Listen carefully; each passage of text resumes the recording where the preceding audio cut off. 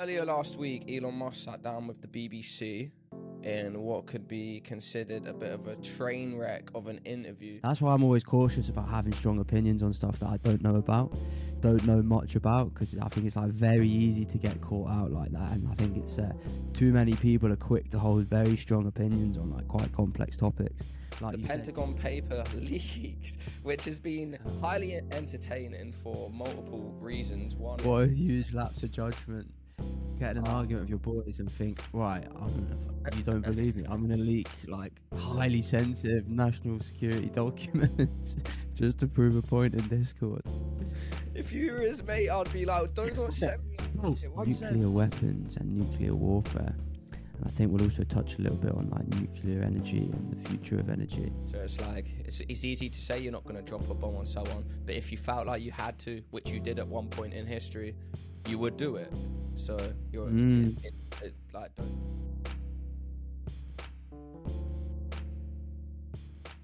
Earlier last week, Elon Musk sat down with the BBC in what could be considered a bit of a train wreck of an interview, especially for the BBC themselves, where it looks like all they did is sat down with probably one of the most geniuses of our generation, such an interesting, informative person. They could have asked one of a million questions to get a decent answer that the viewing audience would have loved, but instead they just sat down with him, treated him like a clown, tried to catch him out, and he basically spat in their face in quite a like comical and humorous way by leading him into a corner and just barring him, really. So the guy started, what was it the guy asked him again? The guy started asking him, yeah, sorry. Yeah, exactly. He kind of just was saying about how he doesn't use Twitter anymore because he said the amount of hateful content or offensive content has increased, and like this is what you hear a lot of people say, like social media's terrible, it's bad, Twitter's the worst for it, and then Musk just it was so like to the point, was just like, give me one example of a hateful tweet or a slightly racist, a slightly sexist tweet that you've seen that made you come to the judgment that Twitter is more hateful than it used to be. And he just wouldn't like let the point go. I think the guy tried to get out of it a few times, trying to like, weasel his way out of it, but he just stuck to the question. And yeah, as you said, it didn't look very well for BBC at all. No, because there was like, it was a accusational tone in his voice to say, this is what you're doing. I'm kind of pinpointing the blame on you. It's like, since you took Twitter over, a couple of months ago, this has all been happening. Elon Musk knows that's just not true, so he counteracted with a simple request, like, give me one example. This guy could not do it, and it just made him look stupidly foolish. And he also added, like, listen, you're a journo for the BBC, mate, so don't act like your shit doesn't stink, for a start. And B, don't try and come at me when you've been caught out giving misinformation for loads of stuff. And I think that's also besides the point a little bit, because Elon Musk, since taking over Twitter, from what I've researched and read, he's done quite a lot of things to actually deter that sort of stuff happening. So Twitter have eliminated a lot of the bots that were pushing, spam. He reckons that like previous management turned a blind eye to the amount of bots because their bonuses were like tied to like, user growth. So they were allowing them to stay to basically earn them more money. He also reckons they've been very effective in combating misinformation on Twitter. They try to correct things. They'll look closer at what the truth is. He also thinks that, maybe it's more accurate to say that articles actually written by journalists with specific views and that have certain ideologies are a bigger cause of misinformation than, bots or the media that he's allowing to sort of take to the platform. So yeah, mate. There's loads to it as well, and it's like there's two things that I want to pick up on. It's like, and it kind of reminded me of like the whole Matt Walsh thing where he asked that very simple question, what was a woman? And it's like a lot of people like hold these opinions that they just hear, that like Twitter is the worst place, the worst platform, it's all hate, it's all racist, it's all sexist. because that's the like popular opinion to hold. However, when you're asked a kind of a very simple question, okay, like, okay, well, how did you come to that opinion? You know, give me one example that made you stop using Twitter because the content was more hateful. Just couldn't do it. Just couldn't do it. And it was like, I think it's a good example. I think a lot of people will get caught out. You know, they hold these strong opinions on like in the Matt Walsh one, you know, women's rights, transgender rights, basic questions. Okay, well, let's define what is a woman, or you know, give me one example. And a lot of people couldn't do it. So that's why I'm always cautious about having strong opinions on stuff that I don't know about, don't know much about, because I think it's like very easy to get caught out like that. And I think it's too many people are quick to hold very strong opinions on like quite complex topics. Like you said, you just rattled off like 5 things that Musk has done since he took on Twitter to clean it up. You know, he also released as well, I don't know, the Twitter files. So this is where there's Twitter files that he, I think he made them open source, or he released them to a journalist, which basically it was like evidence that Twitter was working with the government. The FBI had direct access to Twitter to say who should be banned, who they wanted to monitor. I don't know like all the full details, but again, Musk was supposedly behind these files getting out there so they could expose, you know, like Twitter almost being controlled by the government. So yeah, you're right. I think he's done a lot, probably more than anybody else, to try and clean up Twitter and make it a better place. So um, Definitely, mate. But it's that thing, isn't it? It's like where the internet's opinion of somebody spills over into the real life opinion of that we hold, or other people hold, or the public hold of certain people. Like what you were just saying about Matt Walsh is the same thing yeah, can be said for, I don't know if you ever watched the videos of people who support Andrew Tate walking around college campuses saying, what's wrong with Andrew Tate? Oh, he's a misogynist. Tell me how he's a misogynist. yeah. I What don't know is how a to. misogynist? And then people can't Exactly. even answer it. Yeah. And it's like you're falling at the first hurdle. You know, you wanna make somebody public enemy number one, but you don't really have the rationale or the reason to see why you want to do that. But Mm, you just want to do that because either the media is portraying that person a particular way, or you've seen it on the internet that is popular exactly. to hate this person. Um, but I think what like Elon Musk is trying to achieve, his ultimate goal with this freedom of speech thing, is to take journalists, you know, and large media organizations off the pedestal that they've been able to uphold for so many years now, where it looks like they can really only be the bearers of truth, where Mm, we live in an age now where actually we're very aware that you might not always be telling us the truth. You may want to and act like you want to and attempt to, but you get wrong on the way. You get it mhm. wrong on the way, sorry. So it's just like we need to give it back to make it a more even level playing field where it's like Yeah. everyone can say something. Yeah, mate, it's a good point, isn't it? And it's like, how did that? I think that's the whole question. I mean, how do you do that? Because you know, like you said, the time and time again, it's been proven that the big news outlets, media companies aren't telling the truth. Like you say, maybe they're intending to, but it does go wrong sometimes. And I think there is an element of, let's say, bending the truth for monetary gain. Then you've got the issue of misinformation. So if you don't go through a traditional media outlet, who do probably have more kind of like, what's his words, due diligence checks, credibility checks in terms of like when an article's drafted, okay, probably does go through a few more checks than people that can just post news on Twitter, let's say. So it's like, it's a tough issue to fix, isn't it? And it's like, it does seem like Musk is trying to tackle the issue head on. Um, but yeah, whether he's doing the right thing, the wrong thing. I think he's let a few people back on Twitter that were since banned, previously banned. Sorry.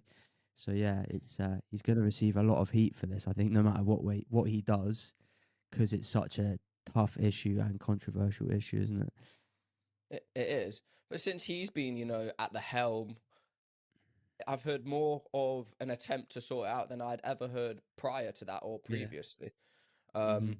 But it was just there was a hilarity in the way this journalist was just asking simple things. It was like even when he said, you know, why did you take the COVID information stamp or whatever it was off of Twitter? Mm.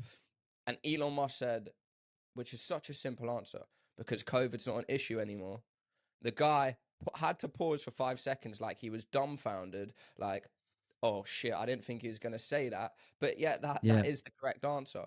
And he could have Yeah. asked him his plans for, and he had nothing else to ask him. That was the interview Mhm. basically done. So he just started looking like a petulant little child that didn't really know what he was talking about. And he could have asked him, you know, his plans for SpaceX and the future of Mhm. space exploration. He's trying to make humans, you know, an interplanetary habitable sort of species. Um, Mhm. Visions for a sustainable future, the development of Neuralink, Ben, which we've talked Yeah, about mate. before, and Yeah. brain-computer interfaces. Yeah. You know, he's the CEO, the founder of multiple companies that he runs simultaneously, one of the richest men in the world. Um, and he literally he just came out as well and spoke in sort of support of putting a halt on AI until we really know what we're doing with this and what we're talking about. So that was a bit of a ramble, but there's just so many examples of that guy could have asked him about any of that, but Yeah. instead he had an agenda and he wanted to trick him and he ended up looking like a fool That's doing it. it, didn't he? And it felt very like gotcha. Like even in there was he was trying to make him paint him in a bad light with Twitter, and Twitter being like a platform for hate speech. Tried to put him in a bad light as well when he talked about obviously he took on Twitter and he had to do a load of layoffs. And like, yes, it's not nice that people lost their jobs, but again, Elon Musk handled it so well, and he's like, well, if we didn't do that, the whole ship would have sank. So, you know, what do I do? Do I not fire these people? And again, it's such a simple question. He goes, what would you have done in my situation? And the guy just, well, I'm not the CEO of Twitter, am I? So, and then he tried to paint him in the light as if like you're rich enough where you could have took the hit. And it's like, but it can't work like that. Do you know what I mean? He can't fund the company indefinitely if it's cash flow negative. So it's like, yeah, it just came across like exactly what you said. He was trying to paint him in a negative light. He's got one of probably the most brilliant men to walk the face of the planet, and probably you could argue ever in terms of what he's doing and what he's trying to achieve. And yeah, it just backfired completely. It's funny, but he's like the Steve Jobs of our generation, man. Yeah, yeah, yeah, Sort of. yeah. And there would be people out there in the world that would love to sit down and have a conversation with him. Hmm. And I don't Hmm. know why they try and paint him in this light of like a supervillain, you know. Even what Yeah. you were just touching base on there about, you know, having to lay people off. They kind of said that to him like, you fired people with no empathy. And he just Hmm. got, and it's like he's thinking, well, no, how do you know that? Do you think that's been easy for me? That's not been easy for me at Hmm. all to have to fire a bunch of people. But it just shows you what their sort of interpretation of this man is through the way they Yeah, talk to him. exactly. Yeah, no, you're right. But yeah, it was a big L for the BBC. Yeah, the BBC, mate, who act like their shit doesn't stink, but protected the most notorious paedophile Britain's ever produced for literal decades. So I don't know Hmm. why they have a right or to do that to corner anybody like that. Yeah. It's pathetic. So, Hmm. Yeah. but BBC been around too long anyway, man. Time for change. Hashtag cancel EastEnders.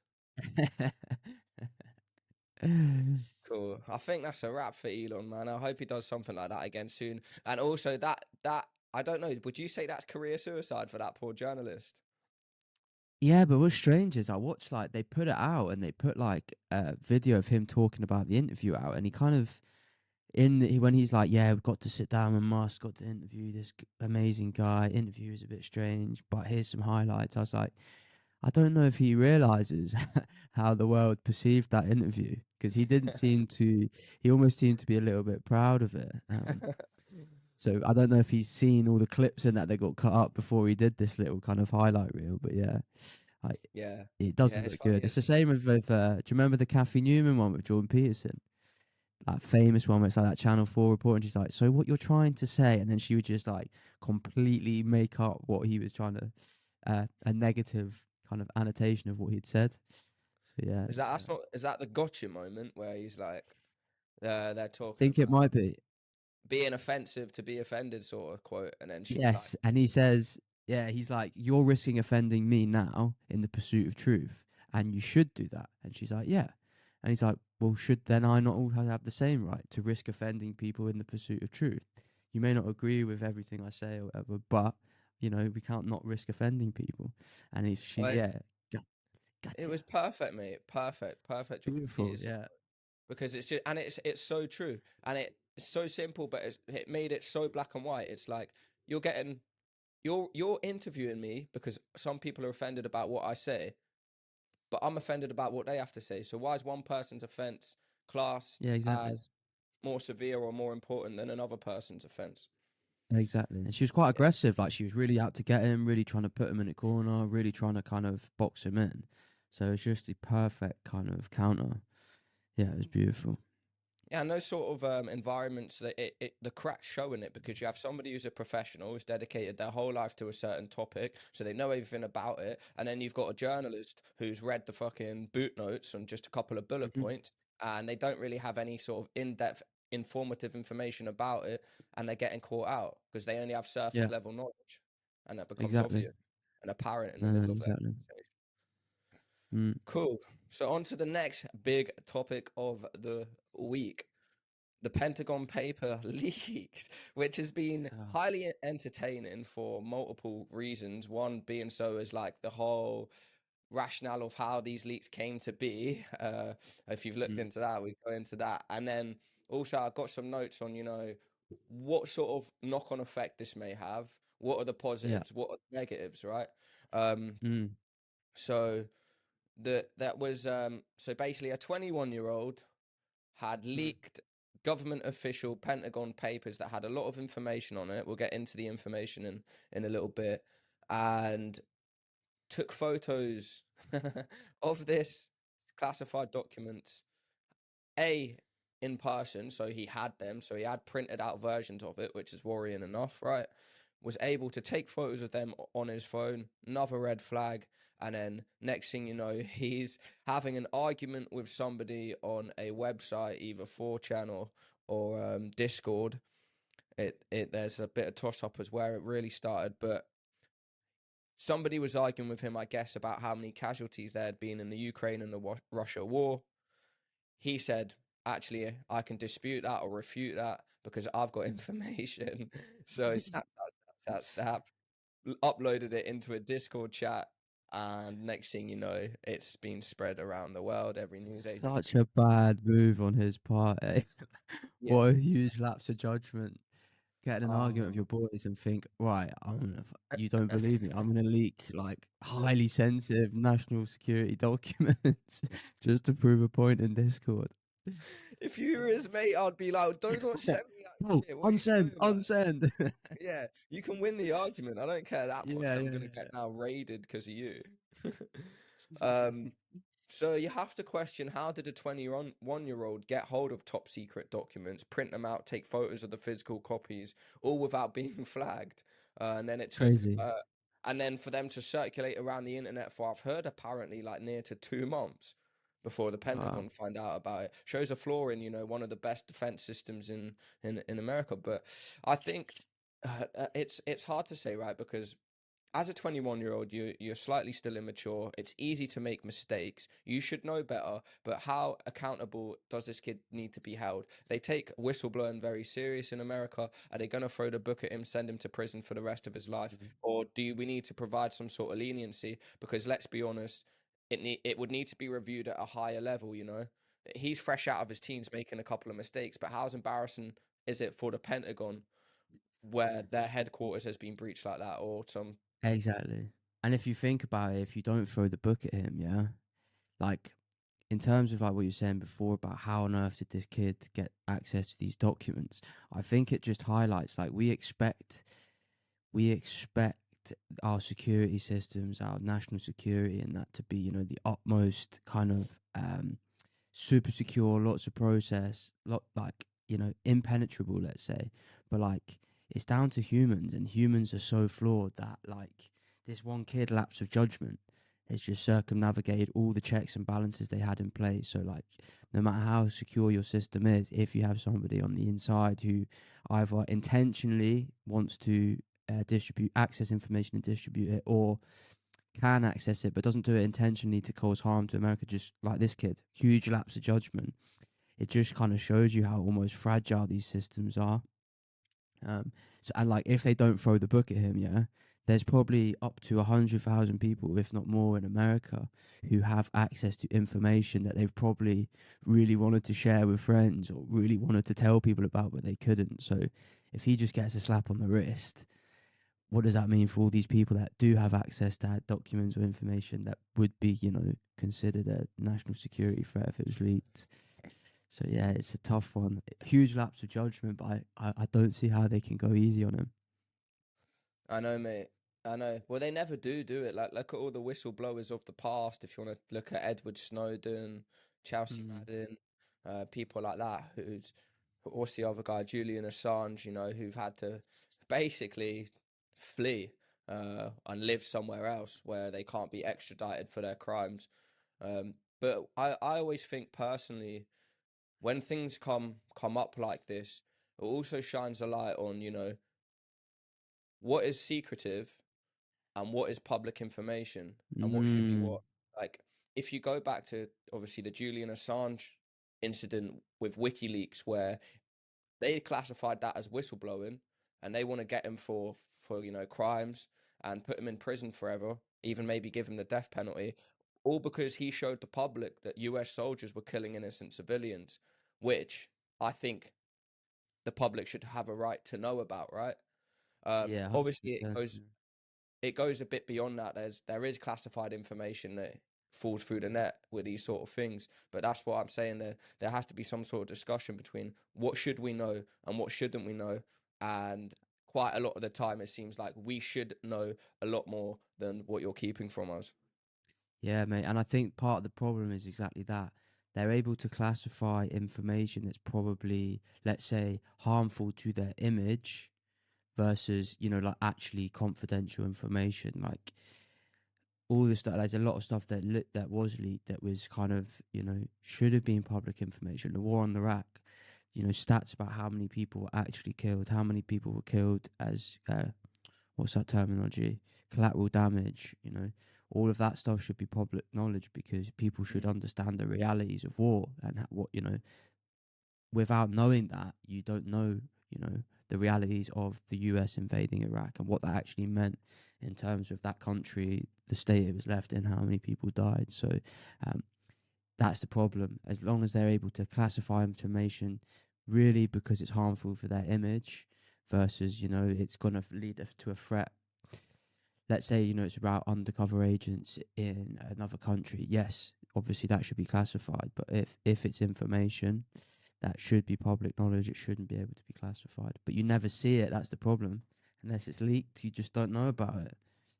Precisely, mate. And I think that's what's happened here, which we can go through, sort of what was in the documents. But one of the things that I took away from it, and I've seen like quite a lot of comments on videos, is like there's an elemency of fair enough to this lad that's leaked the documents, because it's within the information, it shows that Ukraine might possibly be fighting an unwinnable war, right? So instead of like gaslighting soldiers and civilians and the public and the community into believing the war's winnable, you're sending soldiers consistently to their deaths, and they're being sent headfirst into a war that they won't be coming home from. So inadvertently, by leaking those documents, he's exposed that flaw, and the intelligence agencies know that. Then instead of calling for, and sorry, if the intelligence agencies know that information, that the war's not winnable, instead of calling for a stalemate or folding your cards, you're just sending people to die, right? And that's people's Mm. dads, people's brothers, sons, husbands. So Yeah. No, that's you're one of right, the mate. things you have to think about this leak. But do you want to go into sort of like what it says? If you've got any information, I've got some bullet points. I've kind of broke it down into like the different countries that have been mentioned and what's been Yeah. said about them. So the only point I've been through it and like I had a quick look, but one of the points that I was kind of like made me stop and think a little bit was that the documents, there was leaked documents about Egypt and Serbia. So I think both of them had potentially been, or Egypt had potentially still been supplying arms or oil, I can't remember what, to the Russians. And I think Serbia had continued to, what is it I had here? Yeah, Serbia has continued working with Russia to supply weapons. But like, what's crazy is Egypt, yeah, is one of the biggest receivers of military aid from the US. They receive around $1.4 billion a year, And it was just like, it made me think like this whole thing, it feels like a game, mate. You've got like a political game where you've got the US against the war in Ukraine. They're funding Egypt applying weapons to Russia.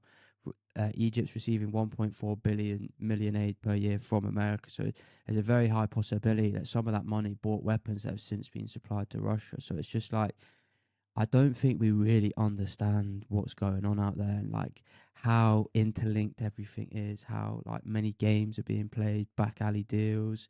Um, and I don't think we'll ever really comprehend what's going on, what each player is actually up to.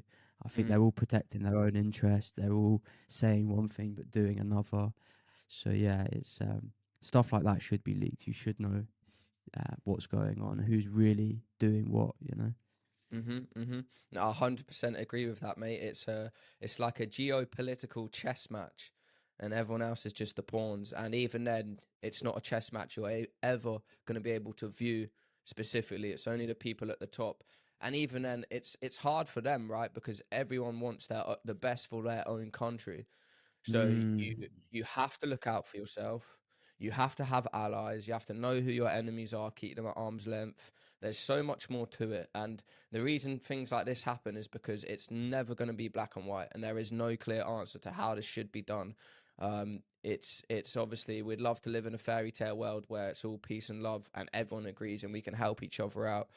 But yeah. when there's money involved and humans and food and everything else, it's not easy to do. Mm, And I think that's how, as the years have gone by, and history's progressed, that's why we fell into these sort of atmospheres and environments that we have, is because it's like, well, we're kind of learning and we don't know what we're doing. And we also want to cut all of us, I'm talking like government wide, we all want to be victorious. So, yeah. Just feels like such a flawed system, doesn't it? It's like you say, you've got, let's call it propaganda, still saying that Ukraine can still win this war. There's still hope. We can fight. We can push back Russia. Yeah, like you said, there's probably a lot of data that governments are collecting, and which has been leaked, which says this is an unwinnable war for Ukraine. Then you've got America supplying Ukraine with weapons to fight the war in Russia. You've got America also supplying money to Egypt, let's say, who probably use some of that money to buy weapons to then supply Russia with weapons. And it's coming back to what you said, it's at the expense of everyday people. There's this huge game going on, double kind of standards, what's the word? Hiding your intentions, saying one thing, doing another, which then again, it's everyday people that suffer. So it just feels like such a flawed system. And it's like, I think everybody agrees this war in Ukraine is a bad thing. It's horrible for the Ukraine people, but it's really shone a light on the games that are being played, who's siding with who, that hostility, how quickly can become hostile between other states, Russia, the rest of the West. Um, it's quite scary to think how quickly this has escalated and what's really going on. yes, mate. And that's what amplifies the tensions because, like, Mm, we're saying this, right? We don't know. And the people up at the top of the ladder probably don't even know either. Do you know what I mean? So when you hear all these little rumors, oh, what are Russia up to? What is this government up to? What are this country up to?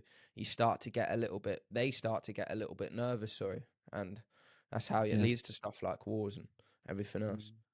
Mm, Um, so I think that going off what was actually in the leaked papers was, I think the most significant part was a concern about Kiev's level of preparedness for an expected counter-offensive. Um, but there are plenty of lines about other countries' involvement in the conflict that may cause serious diplomatic difficulties. So, with Ukraine, US intelligence officials were like pessimistic um, that there might be a new attack from Russia in spring and that Ukraine might mm, not be able to do very well against that, right? So mm, the problem with that being common knowledge or public knowledge, sorry, is that if you're Russia and you hear that Kiev might not have the resources to defend themselves, probably let's go. Do you know what I mean? Let's attack, or Let's bring it it, forward. Yeah. That's it gives them something to go off, because they know how their enemies are doing. They know how the person they're currently at war with is doing, and they shouldn't know how they're doing, because mm, they need to help themselves. You know what I mean? yeah. Then there's Russia. It says the leak suggests the US has a remarkable level of insight into Russian military operations, with live information about the targets being attacked by Moscow and details of a plan to pay a bonus to soldiers who damage or destroy NATO tanks. Uh-oh. Mm.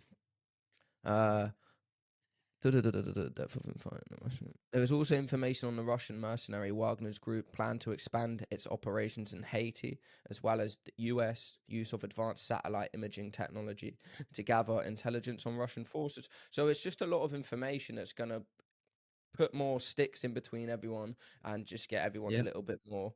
More fuel to the fire, isn't it? More fuel to fire. It's super stir in the pot, like when information like this gets leaked. And then the other half of the leaks, I think, that don't look good for diplomatic reasons, is it looks like US are spying on people they consider to be allies. Yeah, I read they were spying on the Ukraine president, and there was, I think, information that they were doubting his ability to handle this conflict and that, which is crazy given, how. I guess it's a difficult one, they have to do their due diligence in the background, but openly they're supporting him, supplying him with, every chance they can to talk about and show their support they are. And then to actively spy on him, monitor calls, monitor communications, like their whereabouts. I'm sure he didn't know they were doing that. I'm sure he won't be too thrilled to know that. Mm-hmm. But it also makes you think, is like, is that the worst thing in the world, to be doing your due diligence enough on enough countries, even if you do consider them allies? Mm, Because I guess I know that it doesn't look good, right? But you'd have to be naive to think that the US government are not spying on people anyway, even people they consider allies. Look at all the information you know about, like Fidel Castro, post World War II, the Cuban Missile Crisis, mm, etc. The US do watch people, and I don't think it's an issue, or we should make a big thing out of the fact that, yeah, we also watch our friends as well as our enemies. yeah.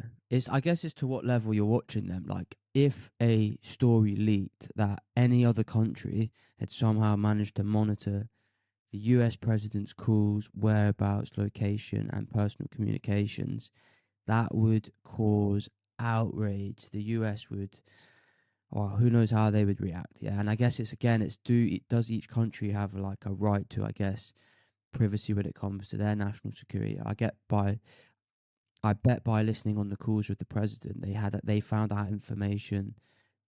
They were aware of confidential information, highly sensitive information, whereabouts and stuff, which could have been, a risk to Ukraine's national security, or particularly his personal safety. So, yeah, you're right. You'd be a fool to think that they're not monitoring everyone, but is it a game we want to be playing? And Hmm. how would it have been perceived if the shoe was on the other foot and it turned out, Russia or Ukraine were monitoring the US? Yeah, the US would not be happy about it in the slightest. But you made a good Mm, point. It's like, to what degree of like interrogation is it that's actually going on, you know? Like, if you're mm, listening to the president of a country's phone calls, you cannot be doing that. But if you yeah. know that Joe Biden, I don't know, went to Tesco at 9 p.m. a bit later than usual, then it's not really, you're not What's really, the that's issue? not really, Yeah, no. yeah, what's the issue? Because you do have to be on the lookout. It's just the society we unfortunately Mm, live in. So, yeah, that is a good point, man. It's just, to what extent are you spying on these people? But yeah, exactly. are we not? Are they not all spying on each other anyway? I don't know. I'd like to think This they is are. it, mate. I think that's the world we live in, isn't it? Like, Hmm. I think it's just everybody is doing that now. Surveillance is, we live in like a surveillance society. Everything can be monitored. We live so much of our life online with internet, access to the internet. All of our emails, texts, phone calls are probably uploaded to the cloud, where they're for convenience for us, so people can access the cloud. Phones have tracking, GPS in them. It's the world we live in. Technology's obviously been great, but it's led to this world where it is so easy to track and maintain surveillance on somebody. Precisely. That's right. We cannot be naive enough to not come to terms with the fact this isn't the world that it was 100 years ago. It's Mm. just not. Technology's completely changed that, and everything's Exactly. online. And it gives you not only just like our sort of technology, the technology they have. It's like how, as a government, I'm going to use all the technology I can, because if we don't, we fall behind, and then everyone else has an advantage. Exactly. Exactly. You got to stay on top of it. Mm.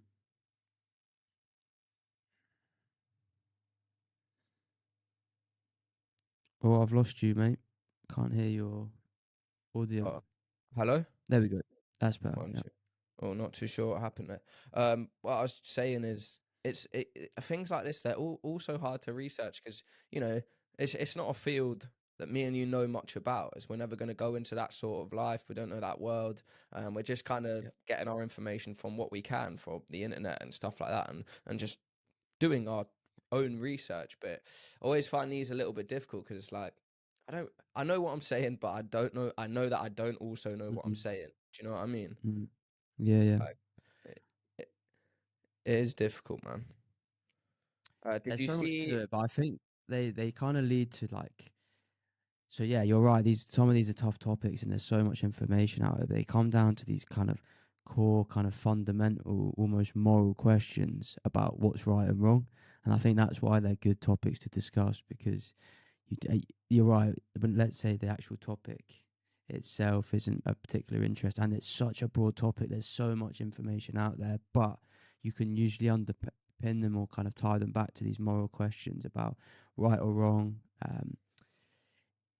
And societal issues that probably we should know a little bit more about or should have an opinion on, because like you say, we live in today's world, and we're impacted by all of these big issues that are going on. Yeah, man, I 100% agree, and that's why it's nice to sit down with someone who else doesn't know. You've done your own research, and we can sort of, as we talk, come to our own little conclusions, Exactly, just just try and work work out out what's together, going isn't on. it? So whoever wants to comment on the YouTube saying you don't know what you're talking about, we know. You don't have to tell us, like, but we try our hardest, and that's why I think like the demographic we have of the people that listen to us can sort of take away, because they're in our shoes. They don't know either, so it's quite. Mhm. I think two people who know are not professionals sort of talk about it in a manner that's like standard. Exactly. Yeah. You know what I mean? No, no, definitely. Um, so does that? Oh, actually, did you see them arrest this geezer? No, I've not seen much of the Oh, footage. man, To be honest. it's so they've got satellite surveillance on him, yeah. So he's like has one of those American houses with a porch outside, you know. You can see them in Right. the movies with a rocking chair outside, you know, got a Yeah, string of yeah. hay in the mouth. So he's sitting out there one night, he's reading a book on a table, and this camera that's obviously not really there, that I don't know if it's from space or no, it wouldn't be from space, like it's up in the sky, has just Mm. zoned in on him reading his book on the thing. So like, because they're getting ready to raid his house, so they want to see what he's Right. doing. But I just thought how it's cool how you can be sitting there, yeah, and there's a camera above you, you don't even notice, and it's got Not a him clue. clear as day. Like it's like, you know, like a zoomed in helicopter news camera. Looks like one of them, Mm. but it's not a helicopter news camera. It's a satellite video of him live, and they're all speaking like. And then they end up raiding him. I think he was a bit of a gun enthusiast, so they took the team. Do you know what I mean? They went all Just in guns, and they case. just. And that'd be so scary. So he has to walk backwards, like really slowly, like 1 foot, 2 foot, 1 foot. Otherwise, they'd probably just Right. start shooting it. So it's Yeah. Do lucky he you know didn't what? It's see. crazy. It comes back to what we were saying before about surveillance. Like they probably tracked this guy for a few days. They were watching his every move, tracking him. Like you say, surveillance cameras probably on drones or something where they're tracking him, Yeah, know his whereabouts at all times, and he would not have had a clue he was being watched probably, or that they I were know. onto him.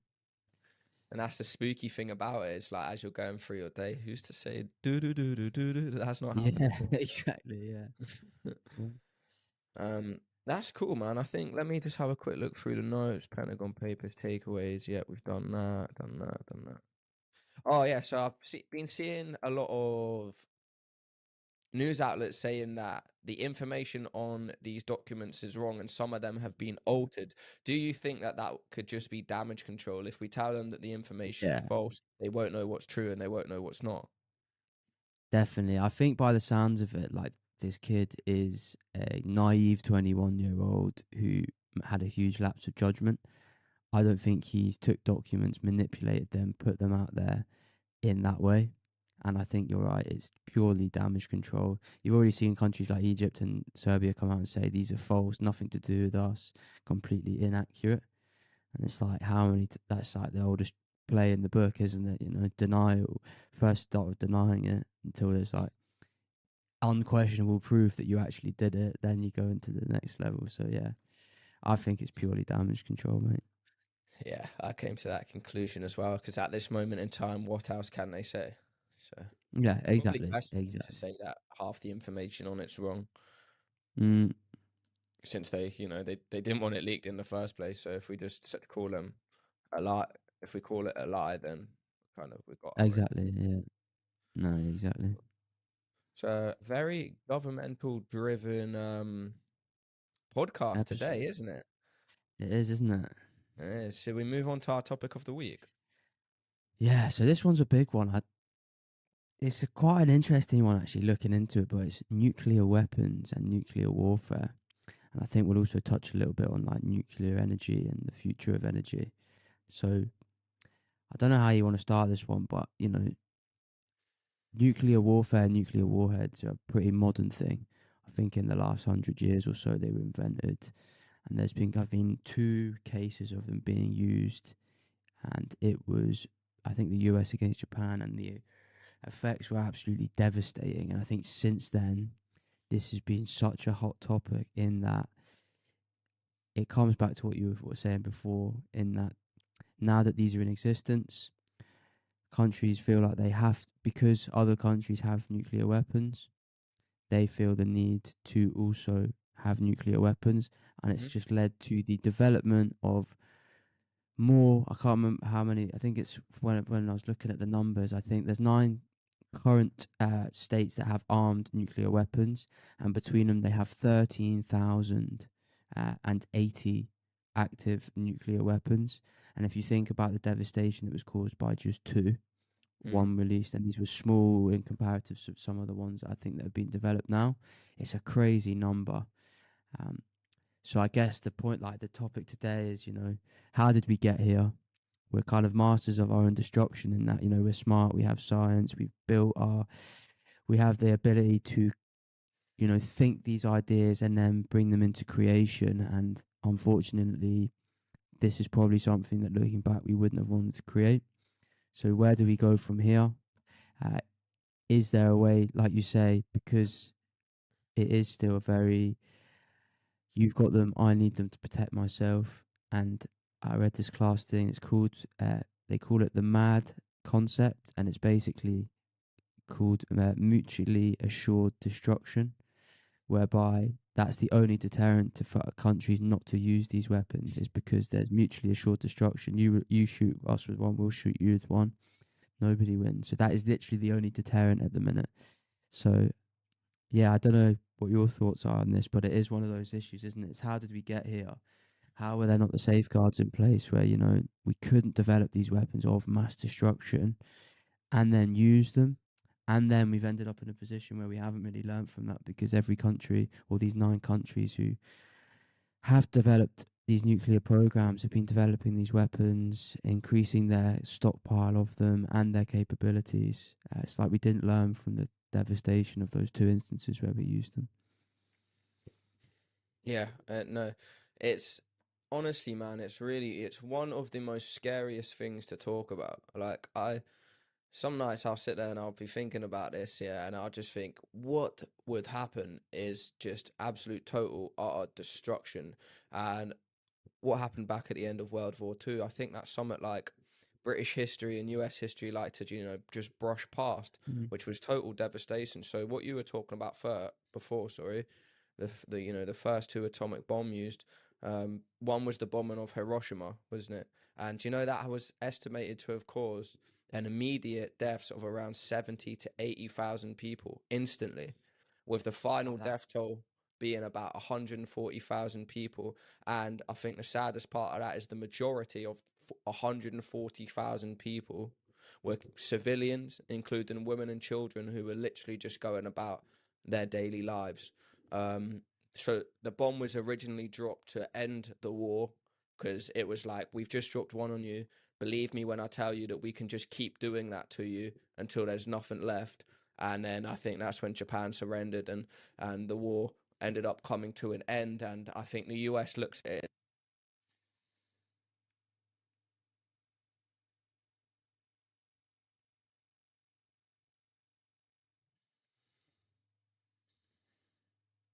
There are people to one that I would say ended up dropping a fucking atomic bomb on people, which is just absolutely insane. Um, but Yeah, yeah, like, it's crazy, isn't it? And it's like, I was reading this crazy stat in terms of the devastation, right? And it was like, when the first bomb was dropped, I don't know if it was Hiroshima or the other one, but it was, I think they had 1,500 physicians in that area of Japan. And with the click of the finger, I think they lost 90% of all the physicians. Then they lost 90% of all the nurses of the healthcare professionals. So not only did you have this devastation caused by the bomb, it wiped out all of the infrastructure to then be able to deal with that devastation. So it's like, with the click of a finger, not only was there instant deaths, you wiped out the infrastructure to deal with the devastation and the fallout from all the radiation that occurred. Um, mhm. yeah, it's kind of unimaginable, I think. And it's such a good point, like you said, about it. Sorry, it's not a good point. It's such an interesting question, isn't it? It's like, how many people, how many lives can you argue were saved by ending the war? So, do does that therefore warrant the death of however many people died if you're going to save more lives? Um, which is Yeah. like the ultimate kind of philosophical question, isn't it? Hmm. Exactly, Should mate. you Like, take a life to save others? precisely, where's the justification in, if you take the other atomic bomb into question that got dropped, like, you could probably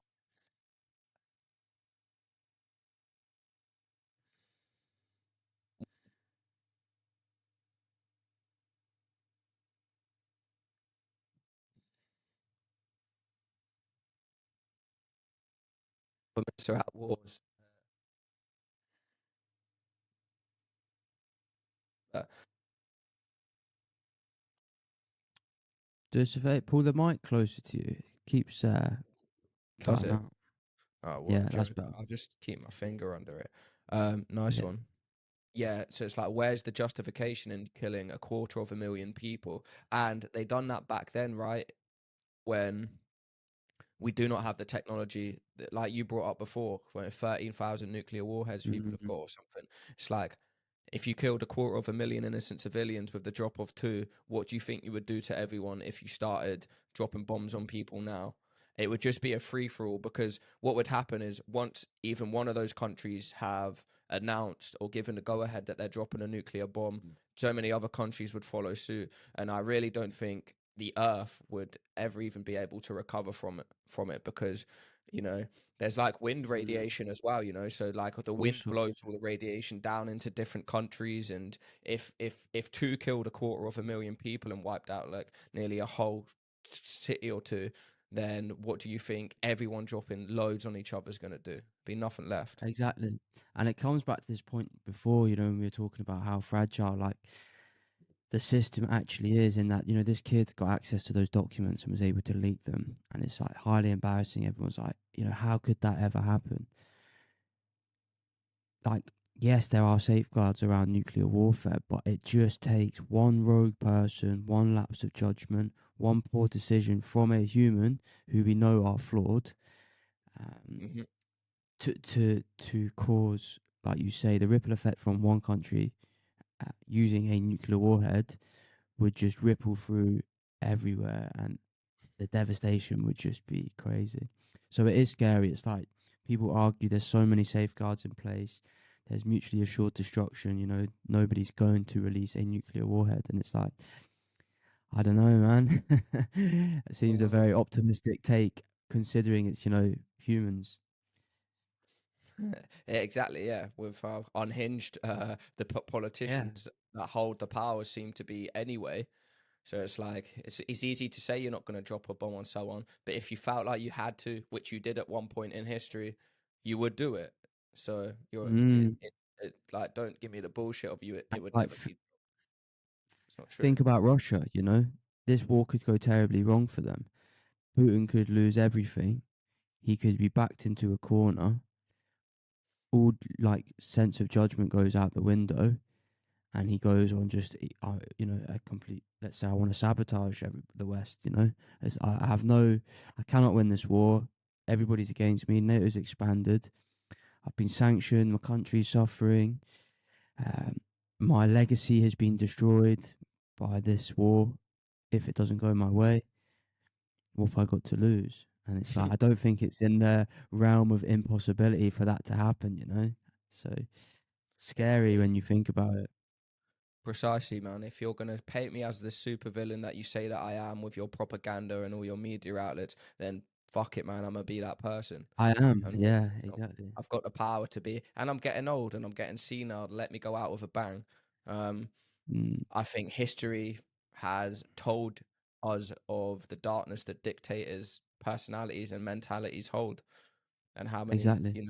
lives have been lost because of people like Hitler and Mm, everybody else. And who's to say there's not another one of those type of people around the corner? So it's mhm. scary that those type of people, and it's not just him. I know it's the people that surround him and look after him, but it's them accumulatively that has the power to really just change the world as we know it. And I think that's too much power for any sort of person to hold. Yeah, no, I agree, mate. I agree. There's other stuff here. What I've got is it costs a lot as well to make nuclear bombs. Good to know Yeah, I had who's a stat on funding that. this. So I had a stat where it's quite a good one. I think it's from.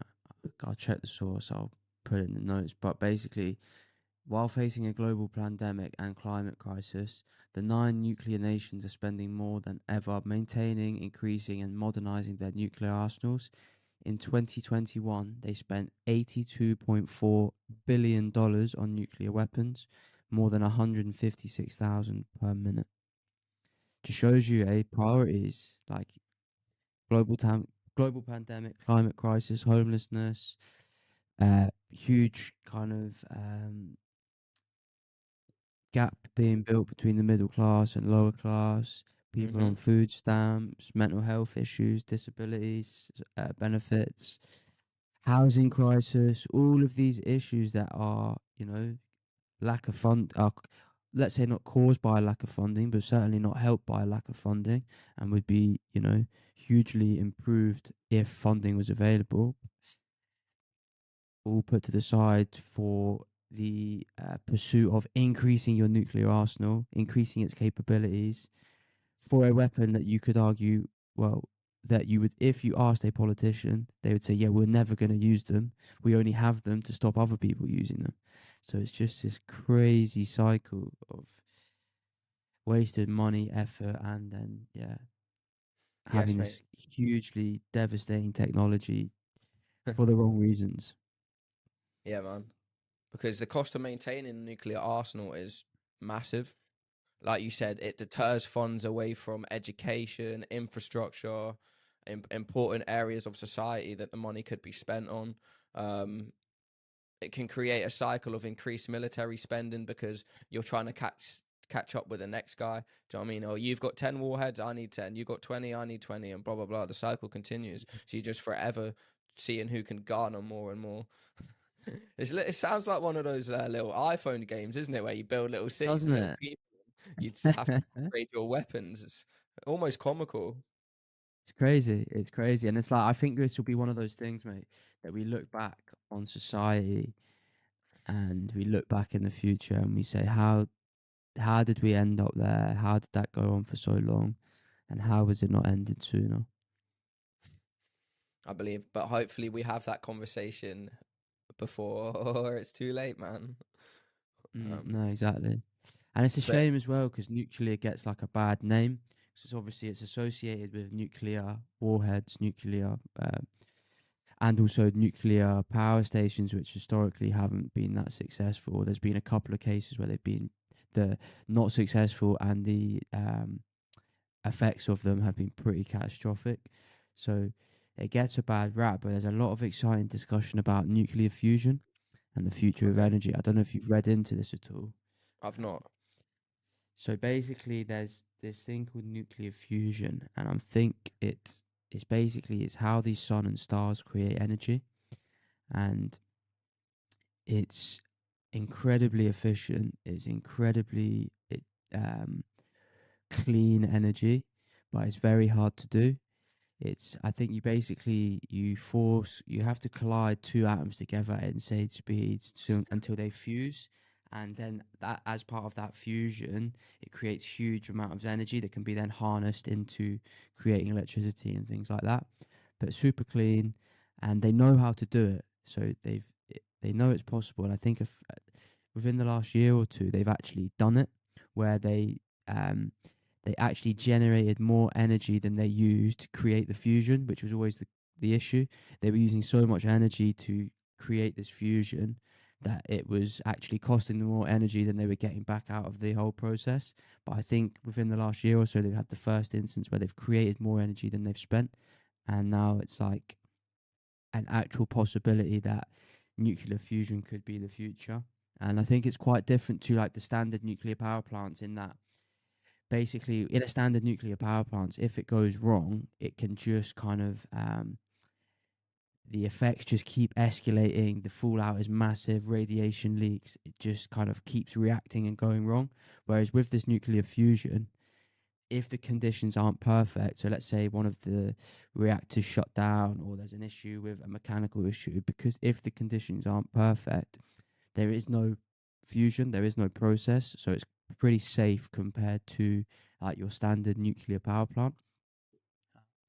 So there's a lot of talk about this at the minute in terms of what this could mean for us, and like having, if we can crack this and we can, master nuclear fusion, there's potential that we could, create clean and basically free energy for future generations, which, helps improve or solve the climate crisis, and also cost of living crisis, advancement in technology, because the minute energy becomes free, you will see a huge leap in technological advancement, because you can throw more energy into production, research.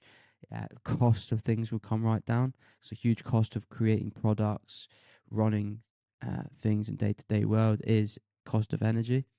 So there's loads of discussion going on about it at the minute. It's quite exciting to think that this could be an actual possibility, where nuclear fusion could replace all energy forms and be a clean, affordable, if not free energy.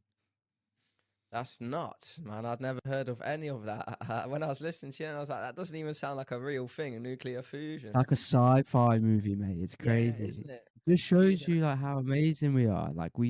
And like nuclear, it's a shame. Like obviously, the main focus around nuclear is warfare, and these big failed power plants that have gone happened in history. But like, it's pretty amazing what we can do, and I think science, like where we're at in terms of our understanding of our universe, our world, and how to kind of, what's the word? We're the only kind of species that can, what's the word? Design our environment, manipulate our environment to a world, like to a way that's beneficial to us to such an extent. Like if you think hmm of the impact we've had on the world and like what we've built, yes, there's all these downsides, climate change, Oh, issues with the environment. Can you hear me? yeah, you just froze, but as you're back now. Okay. But yeah, there's so like you mostly hear about the negatives, but we do some pretty amazing things, and like we've done some pretty amazing things, and like this would be, we're basically harnessing the power of the sun and like being able to create that for ourselves, which is just insane. It is insane, and it's so goddamn clever. And I think one of the like attractive things of it is the breakneck speed that humans have managed to do this all in. Like if you look at the last 100 years of life, which is that's not even two people's full lifetime average life expectancy, just Crazy. two generations, and we've gone from not even having electricity or like having the early stages of electricity to that probably a little bit longer, but you know what I mean, technology, the advancement of it has just spiraled out of control, and I don't think it's going to stop at that. With everything you've just talked about with this nuclear fusion, which sounds like something from a bloody anime episode, is actually Yeah. something that humans can now do. And we're only gonna get more smarter, and our ability to do these sort of things is just gonna go Well, through the this is roof it. I like it think we has. discussed this on another episode, didn't we? And it's like you forget, right, with technological advancement, right? The people that are inventing technology today are benefiting from all the technology that's been invented before them. So let's say the people that have the people that are designing, testing, researching, and trying to invent this nuclear fusion, they have access to the internet. They have access to other forms of energy. So, as we progress, the rate at which technology advances gets quicker and quicker because you benefit from all the advancements that have come before you. So, like before the internet, there was no form of nothing like we have now. So, there was no way of kind of, let's say, distributing information, free access to internet and information. Then the people that came on after the internet had a way of, you know, uh, access to all this information instantly. So rather than going to a library or reading thousands of papers, they were able to digest it in half the time. So then it's quicker. So as we progress, the rate of advancement is going to get quicker and quicker and quicker and quicker. So yeah, it's crazy to think where we'll be. No, mate. And look what we've just been thrown this year. The beautiful, or I don't know if it's beautiful yet, but AI, mate, or ChatGPT or Yeah, whatever, which exactly. completely changed the fundamentals of being able to research. It's a life altering technology that we've been granted more access to.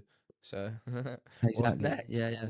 What the fuck's Who next? knows, mate? And this is it. And I think like something that I want to try and do more is, it's very easy to focus on the negatives and, only see we Mm, see it all the time now that we're doing the pod and we're researching current events. We always 90% negative, but there is some pretty amazing things going on out there. Yes, AI, that has some potential downsides and it does need to be, let's say proceed with caution. Same with nuclear energy, nuclear warheads. There is so many issues that need to be addressed. However, this could be our way out of climate change. This could be our way out of free energy and bringing everybody out of poverty, bringing the cost of living right down so where everybody can afford to have a basic standard of living that everybody should deserve. So there are so many positives, and it's exciting to think where we could be in, who knows, probably sooner than we think. I know, and it's quite exciting to watch it all unfold as well, isn't it? Yeah, mate. Since we've been doing all our research on these topics, I feel like I've had a much better understanding as like of sort of society and life and technology and Mm. things like that. Whereas, back then before we were doing like actually looking into it and we were just going off headlines or what you hear or word of mouth and rumors and stuff like that, you do have a different perception of it. So it's been quite nice to actually like dive deep into specific conversations and topics because it's gave me a greater appreciation, and I also think it's gave me a viewpoint that I wouldn't have had otherwise. So I mean, even when I speak to you sometimes and you come up with your opinions that I weren't part of my research, but I'm like, that's such a good way to look at it, man. Yeah, Or yeah, you showed me something new there which I didn't realize, and I think yeah, that's one of mate. the advancements of having these sort of conversations and looking into stuff. That's it. I think that's it, isn't it? It's like exactly what you said with ChatGPT. If you think about, if that was if we weren't doing this, we'd have probably just brushed over it, used it a couple of times, and then thought nothing on it. But we've actually sat down, or as in preparation for some of the discussions we have, and actually thought, how does this impact me? How does this impact society? What's the implications? Um, and it is. It's definitely broadened my kind of my interest in these topics, and my, let's say, my questions that I ask when I'm looking at these kind of areas, because yeah, it is. There's so much going on. There's so much going on in the world. there's, you know, obviously the controversy, the war, the thing, that then there's these positive, there's huge changes that are happening that I don't think, you know, we'll fully appreciate how much our lives are going to change in the foreseeable future, you know. So yeah, it's good to have a different perspective on these topics and spend some time just actually thinking about them. Mm-hmm. Yeah, I agree, mate. And it's quite nice that I feel like we're riding the wave with it instead of falling behind only to hear about it Yeah, later. Because we're exactly. keeping up to date with current events, and every single week it's like we got something to talk about thanks to the news and thanks to everything that's going on. So it's quite nice to be sort of progressing with it as it happens. It's like we're watching the story unfold. So Unfold, I yeah. get enjoyment out of that. Like. No, um, definitely, it's good.